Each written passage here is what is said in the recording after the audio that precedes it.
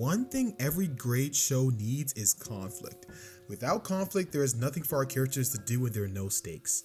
Conflict can be created in a lot of different ways, but no way is polarizing and entertaining as the villain. They're basically the physical representation of conflict, and they serve to spice up the story. The question is, what makes a villain great and outstanding, and how do they make their stories better? There are a ton of different types of villains. I think there's specific qualities that true villains all have.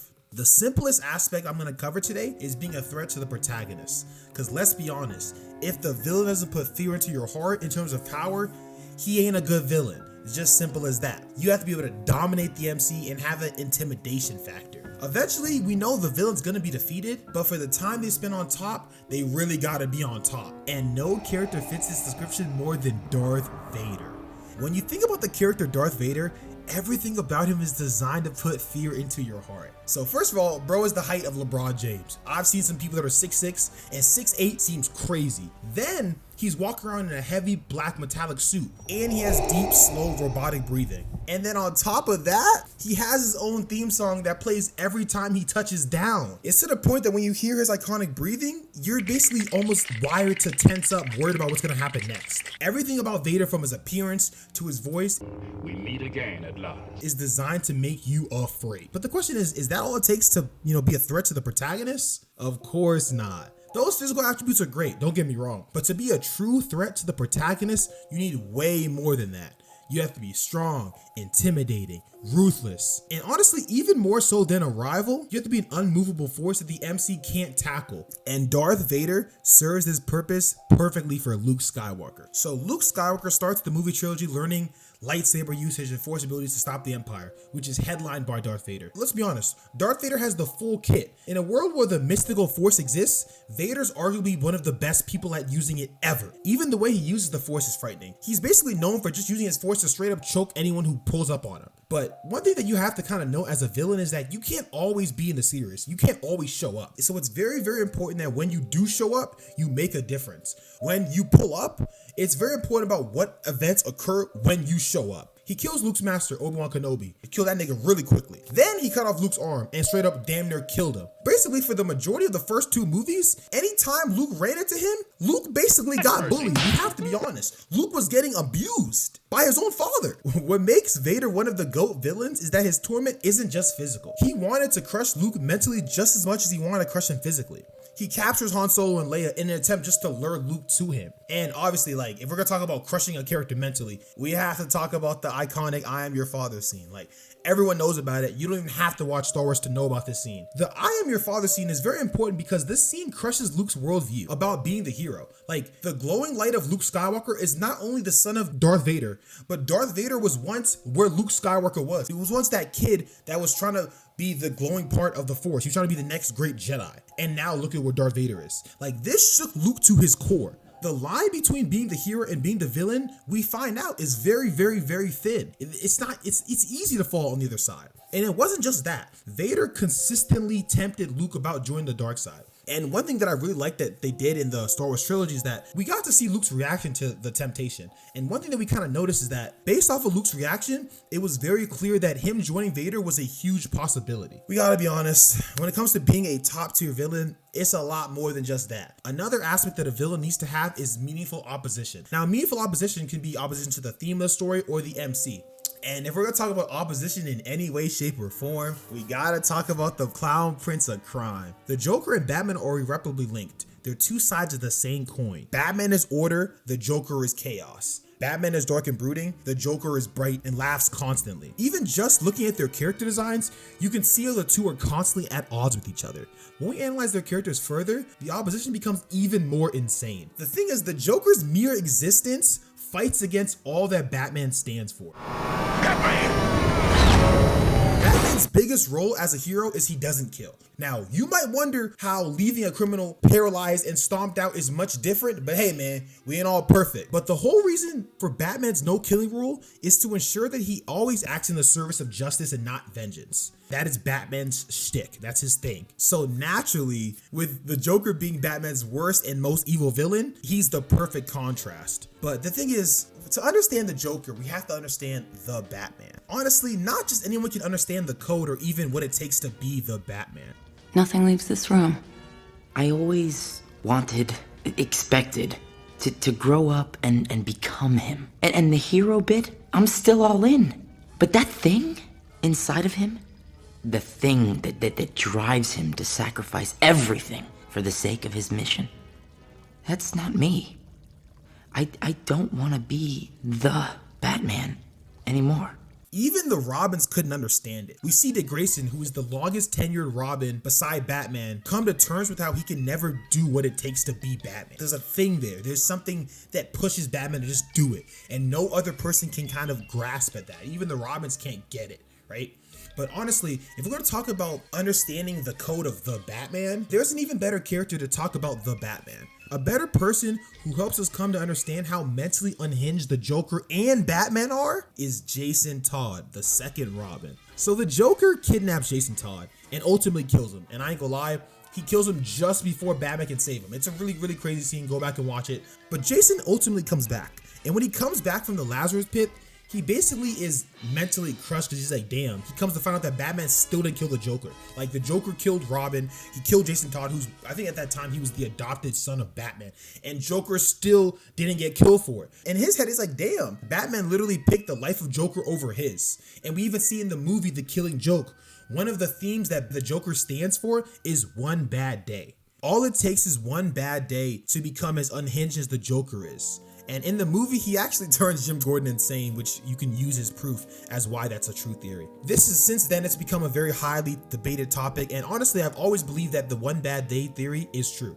I think that all it takes is one bad day. And I think that's based off a couple factors. So first off, Batman's entire story is one bad day. On a random fateful day, he lost his entire family and has never been the same.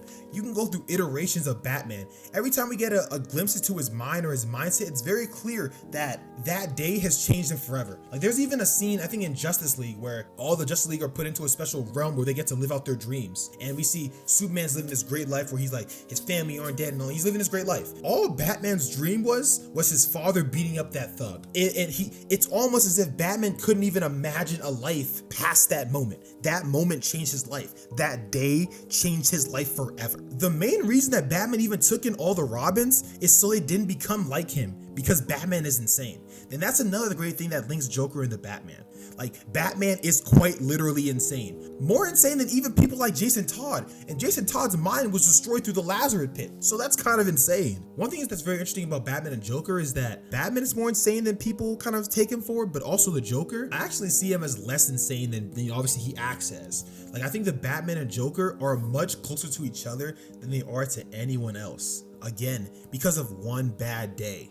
The real opposition for Batman and Joker is the fact that Batman is constantly fighting this urge to kill, because Batman has always felt that if he crosses that line, he can never recover. He can never come back to it. That is the one line that stops him from becoming the Joker. And I think that's a big difference between like the Joker and Batman on one side and someone like Jason Todd on another. Jason Todd came back and he was the Red Hood and he was killing people, but he knew when to stop. He knew, okay, this guy doesn't need to die. But Batman, the way Batman sees it, it's like, bro, if I kill this guy, if I kill this random thug, I'm no better than anyone else. I can't stop. I'm going to become the Joker.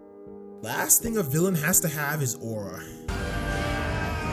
And naturally, Thanos has to take this title. I don't even know why people try to act like having aura or being a straight up cool villain isn't important. Every villain needs aura. All iconic villains have a mystique about them that makes you respect them in the series they're a part of. A great villain has to be someone that can reach a status at or above the series they come from. They need iconic moments, iconic quotes, and they need to raise the stakes and the quality of the show. Everything about Thanos was done perfectly. His fingerprints were all over the MCU as early as the first Avengers movie. In the first Avengers movie, Tony Stark gets a glimpse of Thanos' armada. For the rest of the movie series, Tony Stark is visibly scarred. In fact, some of the conflicts from later movies stem from this initial fear. Tony Stark learned something in that first Avengers movie. He learned something crazy was coming and it was coming soon. Pause. Got him. Come on now, pause. We fucking got him. When we finally got a glimpse of Thanos, the entire audience knew the game had changed. We had gotten villains before. We got Loki, we had Ultron, but none of them were like Thanos. Thanos, when it comes to just talking about quotes or moments, he has some of the best quotes in media, which is really insane because he was only in like 2 movies. I'll do it myself. This was literally Thanos' first line in the series. No more dealing with petty villains like Loki. Like, nah. This is a different caliber. This is a different tier. Thanos immediately established himself as being in a different tier than the previous villains. And honestly, it gets worse from there because the next time we see Thanos, he off-screen Thor. That's a crazy ass feat. You have to keep that in mind. At this point in time, Thor had already been established as a top 3 Avenger. And honestly, in the last movie, Thor Ragnarok, Thor is probably the strongest Avenger. Like, that was his new title. And he got off-screened. Like, he was like a One Piece character. Then, after that, he ran the ones with the Incredible Hulk. And let me explain the Hulk real quick. Up to this point in time in the movies, the Hulk was the GOAT. I know I said Thor was the strongest Avenger. Let's be really honest, I ain't gonna cap. He was the strongest force on the Avengers. He was someone who had no limit and he had no equal. Until that nigga Thanos low diff that nigga in a one-on-one. He gave the mightiest Avenger PTSD from an ass whooping. That's insane. So in his first, 10 minutes of being in a movie, he had already crushed the Avengers' secret weapons, both physically and mentally, because I ain't gonna lie, he scarred Thor for pretty much the rest of the entire Avengers series. And this was all done before Thanos had stepped on Earth. I am inevitable. Thanos comes off as a force of nature at times. In the entire movie, he's shown he's literally just winning, dominant, and confident. One of his crazy quotes is dread it, run from it. Destiny arrives all the same. And I'm gonna be honest, that nigga was spitting because it arrived all the same. The two movies, he's literally sympathizing with characters. He's like, yeah, I know what it's like to lose things, and I know what it's like to fight for what you think is right. But regardless of feelings, emotions, or strategies, the universe will be saved, and I will save it. He even praises his opponents while telling them that it's futile. He straight up tells Tony Stark, like, yo, bro, I hope humanity remembers you for how hard you fought against me today. Like, nigga, what? Like, all of Thanos' quotes frame him as something that has to happen to correct the universe. When you think about how a villain and a hero are supposed to damn near hate each other, it's crazy because Thanos doesn't seem like that at all. Like, Thanos seems like he's above it all. Like, nothing the Avengers did worked. He doesn't question if he will win. He's just like, okay, well, it's going to happen and you're just making it slightly more harder for me to win. One crazy thing about Thanos that almost no villain has is the fact that Thanos straight up wins. There's literally a scene where he's like, I can rest easy. I'm cooked. I'm done. Like, that, he was literally chilling at a barn. Thanos' job was done. He had overalls. He was cooked. It was over. He was literally watching TV. There was nothing left for him to do. Because of what happened in Civil War, the Avengers spent the first movie that Thanos was shown in split in 2 factions, with both factions creating a method to defeat Thanos, only for them basically to fail back to back. Now, I'm not gonna lie, not that they didn't get close, they still lost. And the thing is, it was almost a chilling feeling to it. We saw how distraught and straight up traumatized Tony Stark was after Infinity War, and it was honestly eerie. We had never seen Tony Stark so shaken before. Despite the Avengers' original core still being together, it was permanently cracked. Don't misunderstand me though. I'm not saying that Thanos was the enemy to split up the Avengers, but Thanos was the one to demoralize them. If Thanos was literally the enemy that was so powerful and unshakable that the Earth's mightiest heroes gave up. Even while being weaker and facing the big 3 of the MCU, which is Tony Stark, Captain America, and Thor, he delivers probably what is one of the coldest and chilling lines ever. Failure. Where did that bring you? Back to me. And now you guys come back for the round 2, but the only thing is it won't be any different because the outcome is inevitable. Don't forget to like, subscribe, hit that bell notification. Let me know what you guys think down below about the villains. Let me know if there was another villain that I should have introduced in the video. Let me know if you think that these are not the 3 or some of the 3 greatest villains of all time. Let me know if you think there's a villain that I could have mentioned or something like that. Honestly, let me know what your favorite villains are of all time. I think that's a really interesting topic. I think that would be really good discussion in the comments, but we're out, so peace.